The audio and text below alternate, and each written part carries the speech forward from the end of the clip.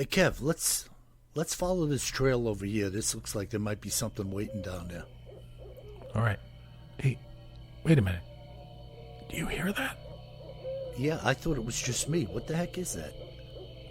I don't know what that is. Whoa, do you smell that too? That's unbelievable. Hey, look. What the? Hey, look, those branches are moving over there. What the heck is that? Holy cow, is that what I think it is? Look at that thing. Oh my God. It's a freaking Sasquatch.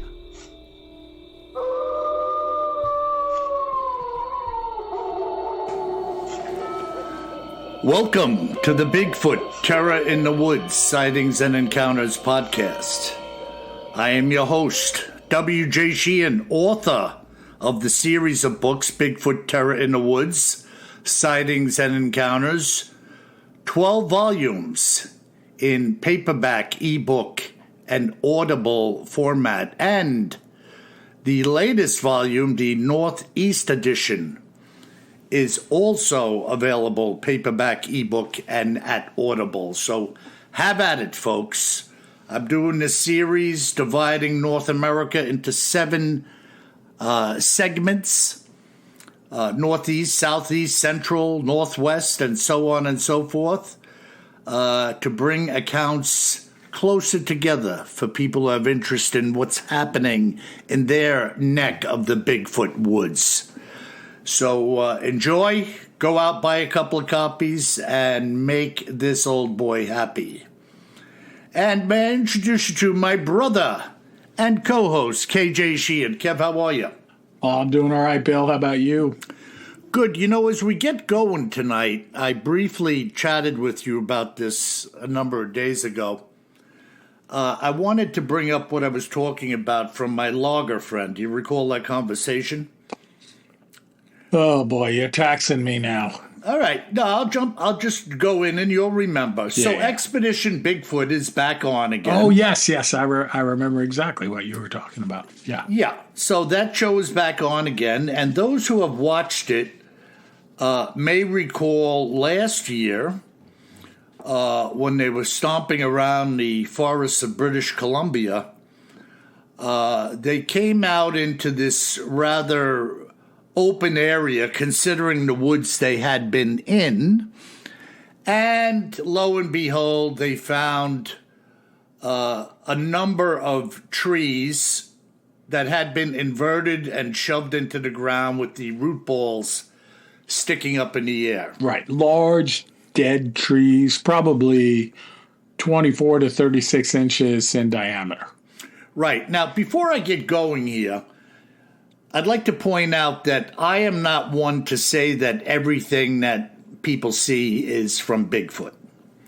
I like the scientific aspect. I do believe when people tell me things, for the most part, that they're being truthful. And in the interest of keeping things square, well, I have a friend. And I have many friends because of what I do and the podcast and the books. And a number of my friends are or have been loggers for a large portion of their life. So I learned from these guys. And my friend Rich from Washington, hello, Rich, I know you're listening. How are you, brother? Rich was involved in a logging crew that just happened to be on that Prince of Wales Island, I believe it is, right, Kev? Yep, off Alaska. Yep. And they had a big operation going there for a while, logging. Another thing I learned from Rich is that, out of his own mouth, loggers are pranksters. Now, not all of them, but they have a goofy side to them. Rich told me that he and his crew were in that very spot, and his crew put those logs in upside down on Prince of Wales Island. So even though they were walking around saying, oh, we don't see any signs of mechanical devices being used and this and that. Whatever they say, these good old logger boys did the deed. Now, that doesn't discount the fact that there are other accounts where people have found a single tree plugged upside down, in an area that had nothing to do with logging ventures. And in fact, I'm doing some proofreading in the Canadian regional book right now. And there was an account where 2 trees with the root balls were hung up in some other trees. Oh. Yeah, so that's a horse of another color, But I just wanted to bring that to your attention because I love the Expedition Bigfoot show. And I'm not saying they had any intent. They walked into this place and they're confronted with inverted trees that look pretty old, well-weathered. Yeah, they look kind of like driftwood, to be honest, right? Like they were gray and no bark on them, etc. Right, and they were dead a long time. Dead a long time. And yeah, Rich also told me things like, if a machine operator would find an old engine that somebody discarded in the timber, a long time ago, they pulled the motor out of an old whatever and left it there. They'd pick it up sometimes and put that up in a tree or something. Hang it up in a tree. It's like a Christmas ornament. Yeah, a little friggin' inline 6-cylinder. I could see that. Hey, I found a Dogman skeleton. Let me chain it up by the ankle. So I thought that was interesting, and it's good to bring to the light of day facts when we know what they are, But I thought you'd find that interesting, and the audience as well. It's kind of cool, as a matter of fact, as far as I'm concerned. So how you doing? All right? I am doing all right. How about you? All right, good. Had a off today. I was practicing my guitar. Cool. And enjoying myself till my fingers are burnt off. You getting the calluses back? Yeah, they're coming back in, and I don't want to push it. You know what I mean? I do a fair amount of practicing a number of different things, some songs, old songs, and fingerings and chords, and I'm working it, note reading. I'm working it pretty good, and then I got to step back and say, well, enough for today, And having said that, I'll probably be playing later. I was going to say, by the way, folks, if you don't know my brother that well, when he decides to do something, he is all in, which there's nothing wrong with that. I mean, it's how you get really good at stuff. It's being all in. Yeah. And I think I told you, Kev, I have a completely different mindset now than I did when I first started playing about the instrument and what I want to do. And of course, now since Paula went to heaven, it's just me. Right. So, I mean, I've got a little amp in the living room. I've got an acoustic and a SG guitar set up in there. I've got a music stand. I've got freaking books, 3-ring binders with old material in it because there ain't nobody here. So, but Bill, what about the drummer and the bass guitarist? Yeah. Oh, you mean Ringo and Paul? Just saying. Just saying. Yeah, so that's it. I mean, it's keeping me busy, giving me a little more purpose. And that's okay with me, Yep. So what do we have today, brother, in our cryptids in the news and other oddities? Oh, yeah. We're going to get to creep on with one of my favorite cryptids. And we have covered this cryptid before a long time ago, though, several years ago. And I mean, different encounters with this cryptid have come up. Okay. As recently as a replay a few weeks ago. All right. And, of course, I'm talking about the beloved Dogman. Oh, yeah. Yeah. Yeah, he's a nasty bastard, the Dogman. He's a nasty bastard. An MB, as we call him. Yeah. And B. And Bill, I know normally you don't know what I'm going to talk about. I don't share it, folks, with Bill, and he doesn't share what he's going to talk about either. That's part of the mystery of our podcast. But once in a while, when I am going to cover something where I'm going to talk about a video that came up. So even though I've covered the Michigan Dogman before, I hadn't seen this video before, and I sent it to my brother. So, Bill, I don't want to talk about that yet, but we are going to get to that because that triggered me to go back into the Dogman. Not just my love of the Dogman, which there is a strong affection for the beast. But one might even say a love affair. A love affair with the demonic creature. And by the way, Dogman, if you are listening, I don't mean that I want you to come and visit. This is ideally a long-distance relationship. Wait a second, I hear clawing. Oh, no. Again, clawing at the window. No. So, yeah, we are talking about the Michigan Dogman.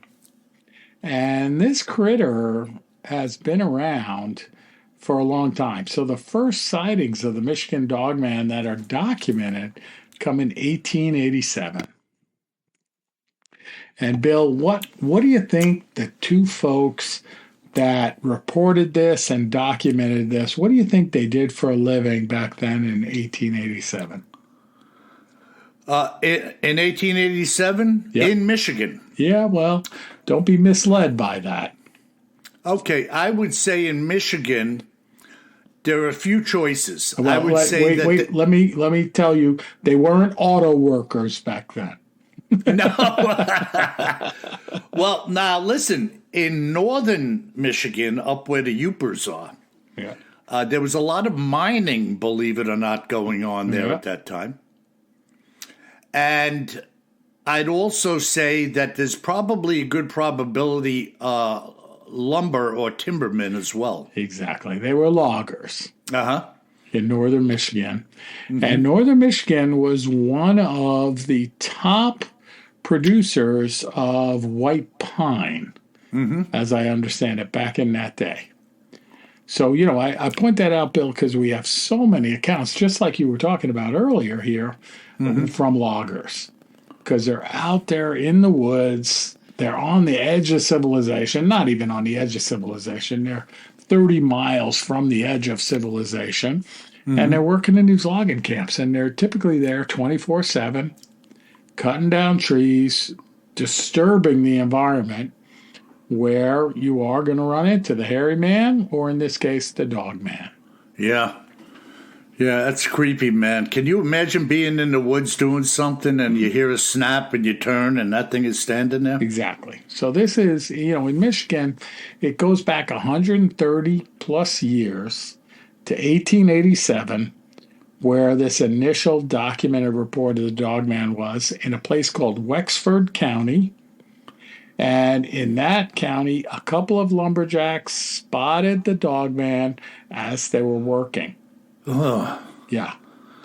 And since then, there's been many sightings in Michigan about the dogman, especially up in the northern quadrant of the state. Yeah. Yeah, and that is some serious, there's few people up there. There are people. You said Ooper earlier, right? And Yoopers, right. Uh-huh. And what does Yooper stand for? It's a nickname for the Upper Peninsula. Upper Peninsula, right? Yeah. That little bit of the top of Michigan. Not that it's little, but that top part of Michigan, where a lot of weird stuff goes on, including the dogman. Yes. And I've spoken with people who have had encounters up there. And, they're very sincere. And one woman I spoke to had a number of encounters. Yeah. So, but that was with Bigfoot, not the dogman. Well, it's just a cryptid-rich environment. I wonder if Bigfoot and Dogman ever meet up with each other and snack on a yeah, deer exactly. or something. I mean, my money's on Dogman. I got to tell you, he's a badass. Not that Bigfoot's not, but Dogman. Oh my God. So of course you have that sighting I talked about in 1887, and then one of the other more famous sightings is in 1938. So a long time after that, but still a long time ago, where a man was fishing along the Muskegon River when a pack of wild dogs attacked him. Okay, so you got to bear with me on this story here. So wild dogs, he's able to scare them off by firing a shotgun into the air, but one of this pack, seemed to be unfazed by the firearm and stood up on its hind legs and glared at him. Wow. So to me, this is like a dog man, that's canine in nature, making friends maybe with some local wolves and stuff like that and other feral dogs and getting them to be part of its pack. But we're talking about the dog man, which you're firing a shotgun into the air and he's like, hey, I'm not interested. What else you got? Yeah, it gives me a chill thinking about it. Oh, yeah. And dog man should give you a chill because we didn't talk about it yet. But, historically, Bill, in our podcasts over the last 6 years, we firmly believe Dogman is pretty much a demonic creature. Yeah, and how that works, folks, I have no idea. Exactly. But they seem, even some of the Bigfoot sightings, and I'm not saying all of them, but... not all of them by any means, yeah. Stuff coming in and out of our realm, you know. Have no knowledge of that, whatever, but it seems to happen. So this sighting along the Muskegon River in 1938, similar sightings occurred throughout Michigan more frequently through the 1950s in Allegan County. And then in the 1960s, we see the beast being reported in Cross Village, Big Rapids, and Manistee County. Mm-hmm.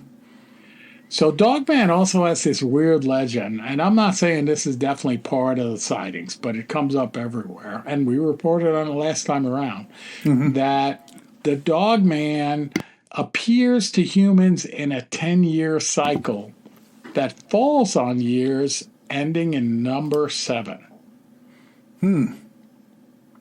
So not always, but that's something that I have to mention that always comes up in everything you read about the Michigan Dogman. Yeah, and it's interesting because biblically, 7 represents completion. Oh. So, when we think of things, I'm not going to go down this trail. I'll mention it for 60 seconds. Sure. When we think of things related to Antichrist, Jesus was said to hang on the cross and die at 3 o'clock in the afternoon. A lot of people come under attack in dreams or things like that around 3 a.m. in the morning. So it's the opposite, the Antichrist. Oh, okay. It doesn't surprise me that the number 7 would come up in the demonic in a year pattern with certain activities like this that you just mentioned. Yeah, no, that's really interesting. Yeah, it's, accident, maybe not. Right. So I teased a little bit at the beginning of this podcast about the video. Okay, so some say that the existence of Dogman was proven in what's known as the Gable film, which was made in the 1970s. Which supposedly captured a video depicting of what appears to be a dog man during a northern Michigan vacation. So I know I sent this to you earlier today, Bill. Did you check out this video? I did. Now, before you talk about it, it surprises me that you said the 70s. Because I took it as the 60s, knowing nothing about the date or time, based on the snowmobile image. Yeah, the snow machines were pretty old. Yeah, and I believe it was a 64 F-150 Ford pickup truck. That's true, but in the 80s, I drove a 62 Ford F-150. No, I got you, but I'm that just teasing. combination... I'm just teasing, Yeah, that in combination with that old Ski-Doo. Ski-Doo. Yeah. I mean, I knew people that had new snow machines in the 70 era, early 70s, and the front end on that almost looks archaic. I was going to say that yellow snow machine in the video. I was like, what is that? It looked like a bumper car Yes. from a 1970s amusement park. Yeah, yeah. And now, again, Kev, that's not to say these people couldn't have owned a really nice older Ford that was 8 or 10 years old and an older snow machine that they just kept running. Like my 62 F-150, other than it being really nice. So, I mean, all of these things are possible. I just made that observation. Yeah, no. So they say this is back then, this film. So, this film has these snow machines and stuff like that, folks. I'll put a copy of it up on our website, BigfootTerrorInTheWoods.com, this Gable film. But what did you think of it, Bill? I know you had to stay with it for a long time, 20 minutes or so. And then in the last minute or so, you see this beast running at the photographer. Yeah, now, first of all, it's black and white. It's old, like 8mm film. Somebody had a handheld 8mm they were using.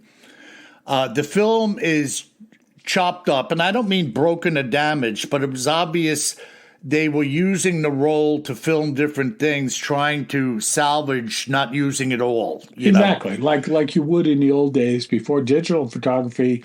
I got a roll in this camera. I'm going to pick it up maybe 3 months apart at different points in time and shoot like a minute.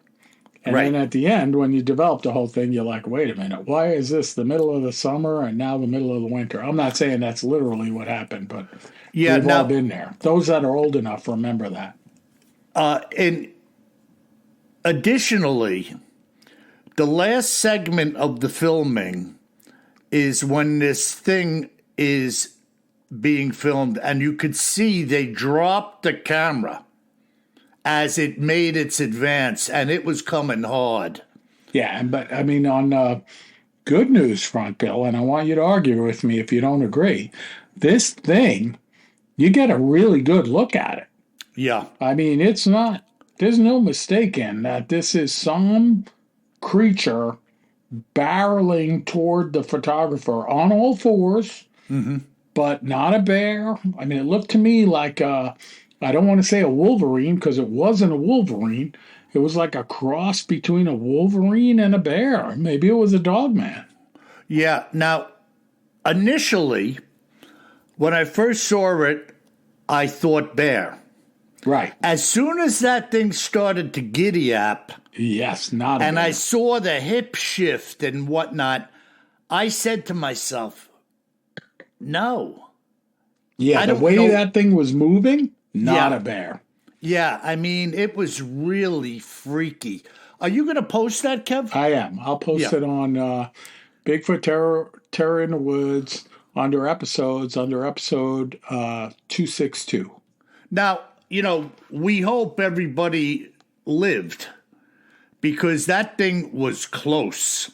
Yeah, so now we get to the controversial part, Bill.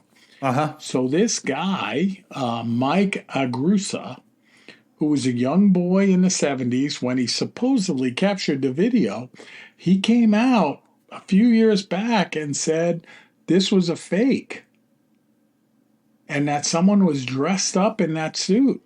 But I'm telling you, Bill, after watching it and a lot of other people that watched this video, they're like, no way. That was not somebody in a suit crawling on all fours. No, nobody could move like that thing moved on all fours. All right, so you and I hadn't talked about that before. But I was like, there's no way that's a fake. Kev, for some odd reason, this wouldn't be the first time that somebody felt they had to back out of the picture. I get it, 100%. But it's so great to hear you say that. Yeah. Because when I'm researching this, I'm like, oh, wait a minute, this guy says it's a hoax. And then I'm watching the video over and over multiple days. I'm like, I'm sorry, folks, that's not a hoax. That's like some beast. Yeah, well, on a more grandiose level, think about the Roswell incident where the headline said saucer captured, a saucer retrieved in Roswell. There's a weather balloon, Bill. Come on. Right. Then they had the poor guy come on the following day or within a couple of days, and with the fake, balloon debris and make another statement. I'm not comparing it to that, but I'm saying we know there's proofs. It's fair. Of people backing out of what Totally they initially fair. said. But it's great to hear you say that because we hadn't talked about it. And I'm watching this thing, over the past few days, and I'm like, man, I don't know, man. This is not a person in a woolly suit. Like, No. You want to run like a Bigfoot. Okay. You want to run like 10 miles an hour on all fours and look like some kind of creature that's not a bear or a dog? Yeah. I don't know how you're going to do that.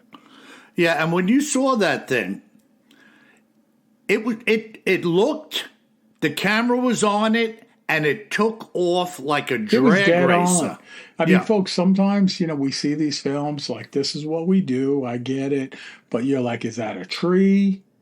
Is it foliage? Or is it a Bigfoot? No. This was a creature. Yeah, no doubt about it. Moving flat out at the camera person. Yeah. And again, Kev, it's brief, right? Yeah. But like with the Patty film, as a therapist, I see the muscle connected to the tissue, the fur, the skin. Yeah. And it's moving as it's using the muscles. No doubt. This is not some garment hanging off somebody, a furry garment. It's flying. Right.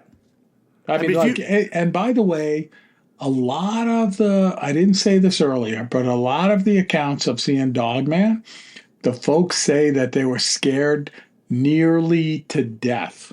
Mm-hmm. And by the way, when I'm looking at that video and I'm thinking of that thing coming at me, I'm like, okay, that would scare me nearly to death. Did that come from Michigan? Yeah. Oh, okay. I didn't know that. Yeah. Wow.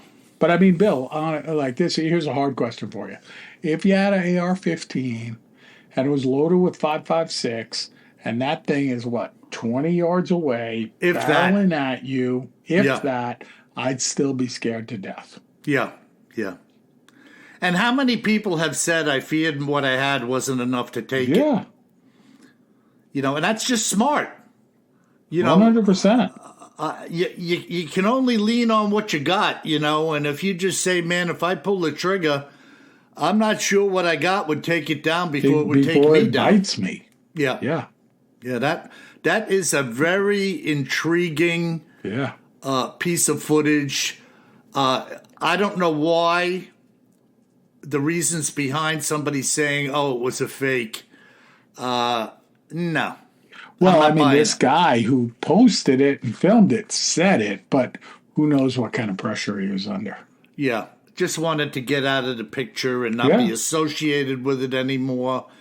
Maybe it's been a thorn in his flesh for years, and at that point he just said, it was just a fake, Bill, remember, exit stage left. Imagine me, the king of the beastlies even. A snagglepuss. Snagglepuss, exit stage left. Wow, that was a good thing, Kev. That really surprised me when you sent that over because I'm watching this video and I'm expecting to see the camera in one of the clips, the segments, to pan into a Bigfoot standing in the tree line or something, you know, watching a guy in a snowmobile. Yeah. And when I saw that, I was like, what the heck is that? What the heck is that? And there's no mistaking. It's some kind of creature. Yeah, no, it's definitely a wild-looking beastie.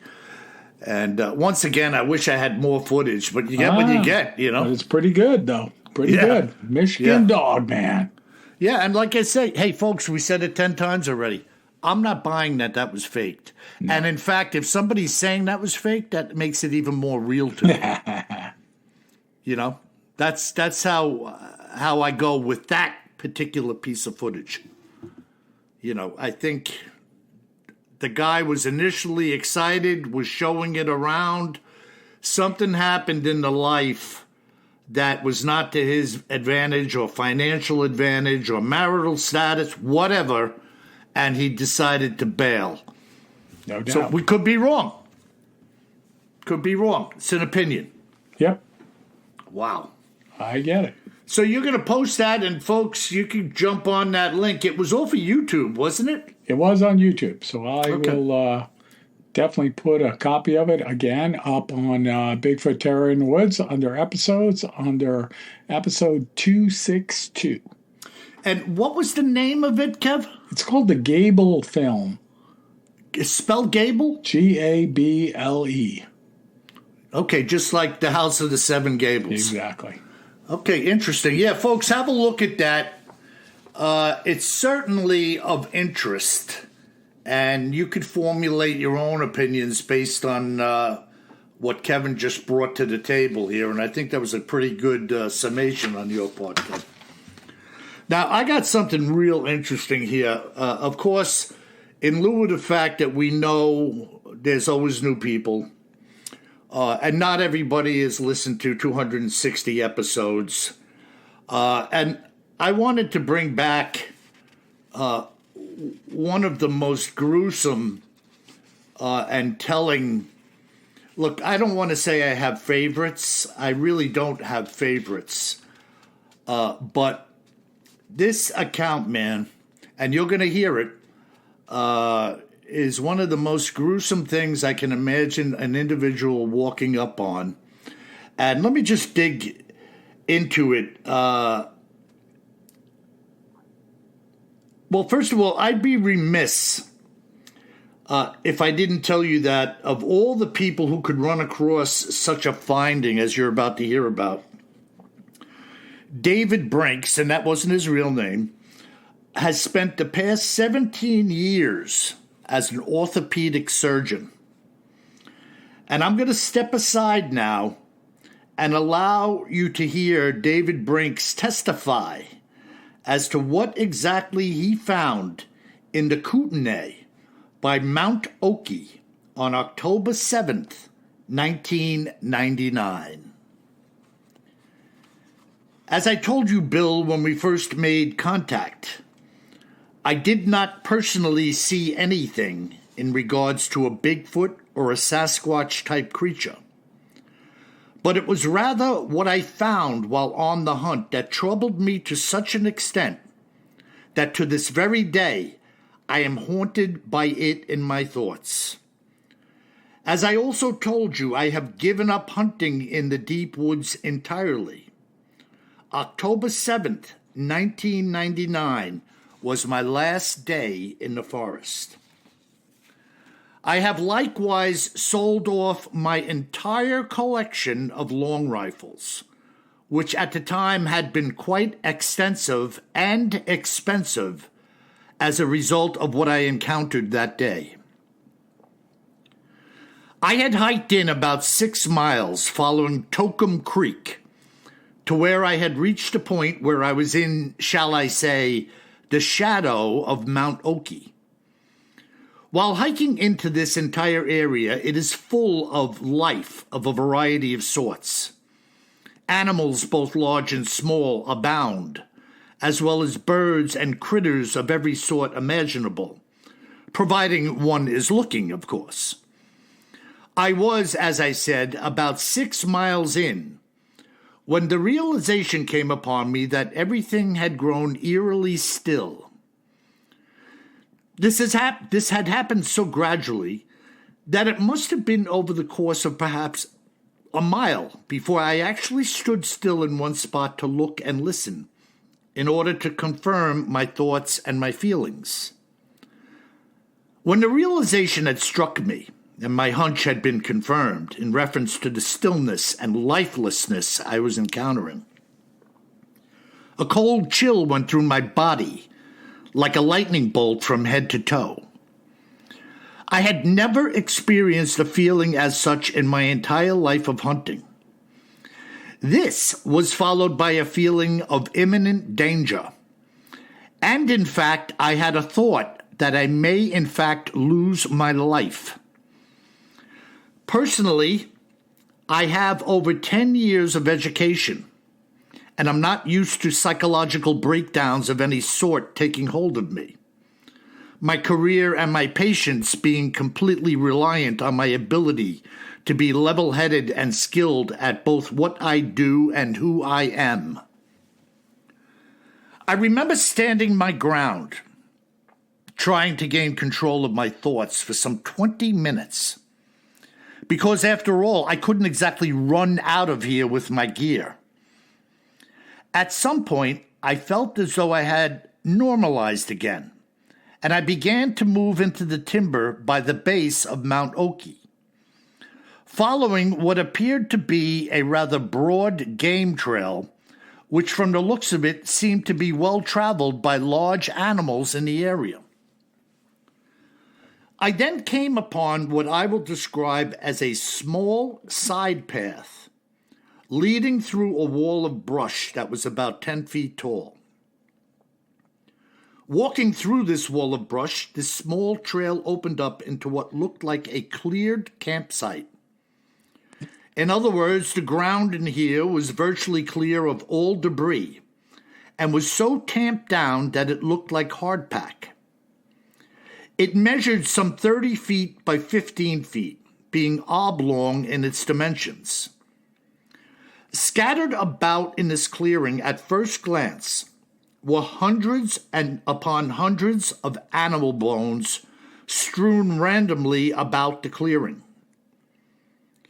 As my mind was trying to process that which my eyes were now seeing, my vision shifted to what appeared to be a camouflage jacket laying off to the left side near the fringe of the clearing. I stepped over to take a closer look. It was then that I realized that the jacket was still wrapped around what had been its owner. The waistline of the coat was collapsed to the ground, and when I lifted it open with a stick, the remains of a human pelvis was visible, devoid of the lower extremities. Upon probing the upper torso with the branch, the coat was still supported by what I assumed was an intact rib cage, as well as the skeletal hands and arms extending from what were now severely deteriorated sleeves.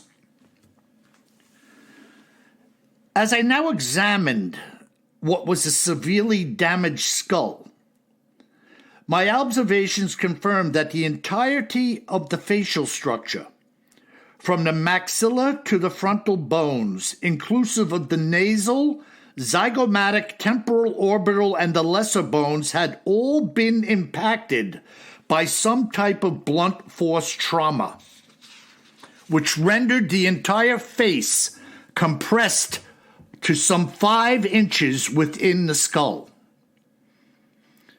I knew immediately this had not been done by a bear, and no human is capable of delivering such a blow. The head looked as though a 7-inch round block of steel had been pounded into it front on. I started to tremble and shake quite violently as I stood looking over this apparent victim of some type of hideous killing.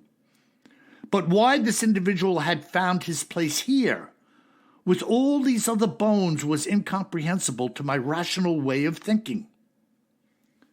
Within the confines of this space, there were no bones visible that still had flesh or any type of tissue attached to them in any state of decomposition. And yet, here I was, standing in the middle of animal and now human remains on a patch of ground that was so worn and hardened that not so much as a weed was coming forth out of it. With my gloves on, I attempted to do a search of the remaining pocket areas of this coat and came up with a business card for an insurance agency about 200 miles away from where I now was. Having made my way out of the woods and back to civilization, I immediately reported my findings and the location to the local authorities. I gave them the business card and offered to take them back in where I had made the find if they desired me to do so, to which they responded that they would let me know if they need any further assistance on my part. To this day, I am tormented by having found this torso with no legs, lying in the sea of bones within the forest. Something or someone had spent a lot of time in that clearing to have worn it down to the state in which I had found it. It had the appearance of a campsite that had been used on a regular basis by a family of 5, and yet nothing was there when I had arrived. Out of everything I had seen and felt, it was the damage that had been rendered to the individual's face that haunts me. Death from such an impact was certainly instantaneous, and yet what had performed such an evil act was unknown. I contacted you because my own thought process had brought me around to the notion that this was done by a Sasquatch. I have never heard of or known of a bear to deliver such a blow, and the remains of the jacket showed no signs of having been slashed or clawed in any way, other than the natural breakdown of the fabric having been left outside in the elements for a prolonged period of time. Wow. Unbelievable. Violent, as you promised.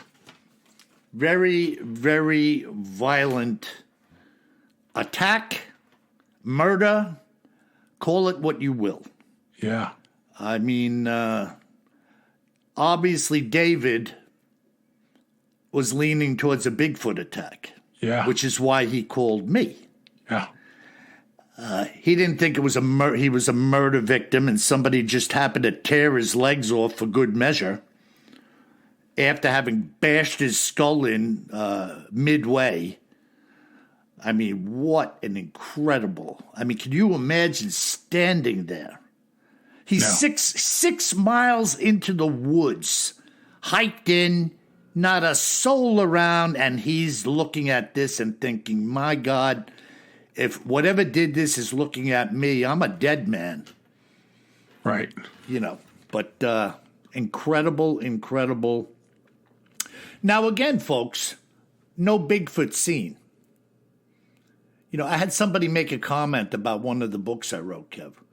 Oh, it said it's not as good as the last one, and some of them, they didn't even see a Bigfoot. Like, come on, people. You know, evidence, sightings and encounters, evidential encounters, sightings of evidence, sightings of Bigfoot, sightings of Dogman. I have an account in one of the volumes where this couple believes they saw a harpy.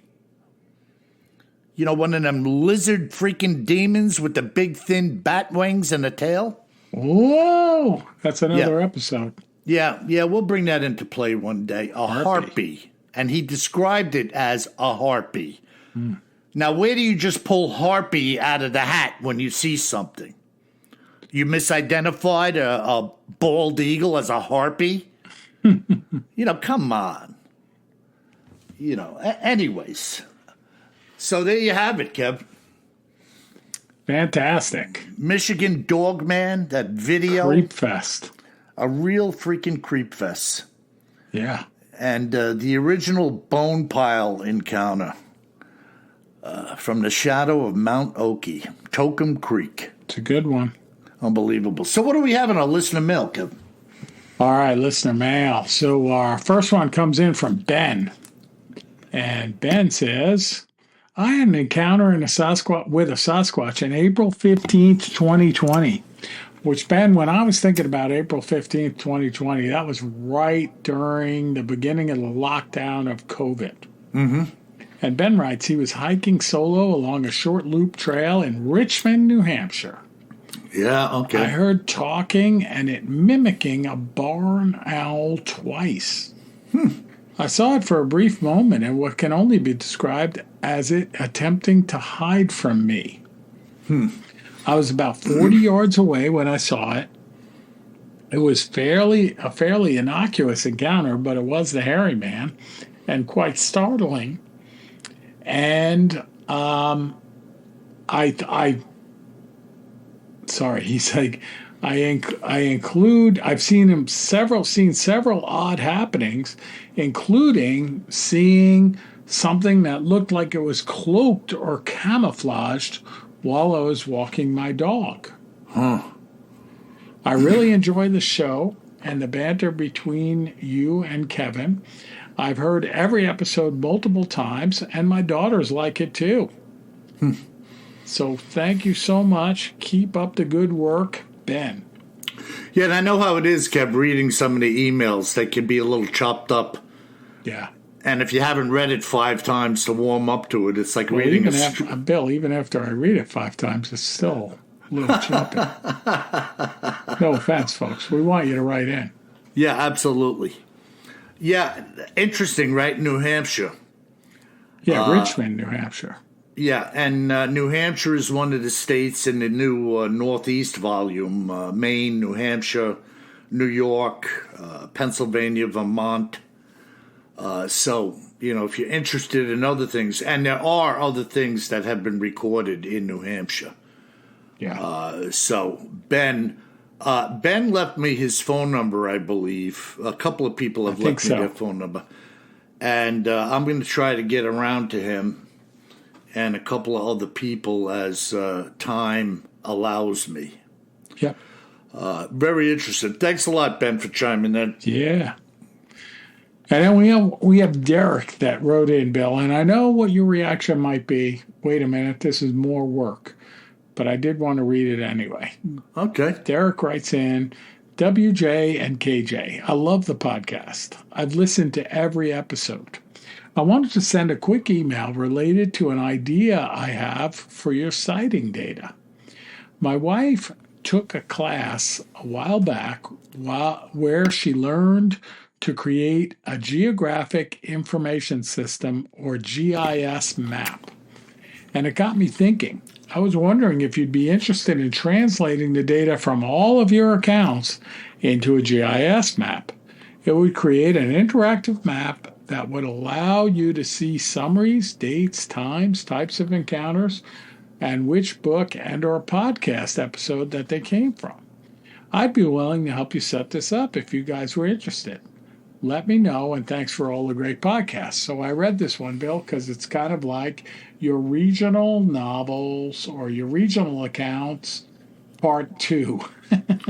Yeah, well, I mean, I'm interested in it, but to what end? And who am I going to share it with? It would be part of a website, but it's kind of cool in that, first, you have all the accounts. Second, you start to group the accounts by region.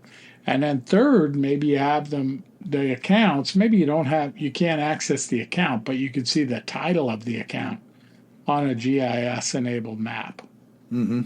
That'd be pretty cool. But I know it's a ton more work, and you and I aren't looking for more work these days. Well, I'll tell you right now, man, because I'm still in the midst of this 7-book series. Oh, I know. And this has been going on since midwinter. I told you this would be your reaction, so I get it. No, I know. And believe me, I appreciate the offer. It's not a great idea. Yeah, it's not like I'm not grateful. I am, and it's worth consideration. But the how and the why, the logistics, is like I can't even think about it at this point in time. I get it. So to be continued. Cool. Our last email comes in from Rhonda. And Rhonda says, hi, guys, long-time listener, first-time contact. Mm-hmm. I have a trail cam photo I'd like to send you to get your thoughts on. I'm not quite sure how to do that. A friend of mine went out west recently to Oregon to visit family, and I told her to be on the lookout for the hairy man, knowing I'm a fan, of course. She sent me back this photo from a trail cam several miles into the woods from a family member of hers, and I was just wanting to get your thoughts. I think it's real. Keep up the great stories. You both get 5 stars in my book. Love you guys, Rhonda. Mm-hmm. And I wrote an email, Bill, to Rhonda, which I normally don't do, but I sent her an email a little while ago and said, hey, Rhonda, send me the picture. We'll talk about it. Yeah, no, do it. And then you can send it to me. Rhonda, send it to Kevin. Kev, you could forward it to me and I'll take a peek at it. Absolutely. Yeah, I'd like to see it, Yeah. Somebody sent me a picture a while ago, and it was just, to me, it was an obvious bad costume on an individual. And I don't know if she was goofing on me. You don't know what some people can. No, sure. I don't know if she was goofing on me to see if I was going to jump and say, oh, yeah, fantastic. I love it. No, this looked like a guy that had a bad beer drinking habit and found some old cloak and dagger Bigfoot suit and just said, take a picture of me walking through the woods. Wait a minute, let me snap open another Heineken. Okay. Uh-oh. Yeah, so, I mean, like we said in the beginning of the show, I don't buy into everything, and I don't mean to be malicious, but, it is what it is, and it's my opinion. Like when people see that Dogman picture, I know there's going to be a whole bunch of people that are going to say bear. And I looked at it and I said to myself, I don't know if a lot of people are going to say bear, Bill. Yeah, you don't think so? No, it ain't a bear. Yeah. Not to me. No. I'm not saying bear. Not a bear. And I've seen a lot of pictures, a lot of footprints, a lot of testimonies, a lot of. And after a while, you get like a psychological database going on, No doubt. Like my friend, the coroner, said, like a lot of things, you learn the powers of observation when you're looking at a victim, whether it's an accident victim, a crime victim, whether it's a day old or a year old.